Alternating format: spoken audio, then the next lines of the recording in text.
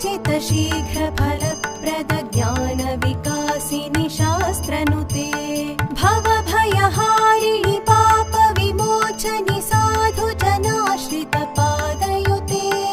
जय जय हे मधुसूदन कामिनि धैर्य लक्ष्मि सदा पालय मां जय जय हे मधुसूदन कामिनि धैर्य लक्ष्मि सदा पालय मां जय जय दुर्गति नाशिनि कामिनि सर्वफलप्रद शास्त्रमये रथ गज तुरग पदादि समावृत परिजन मण्डित लोकनुते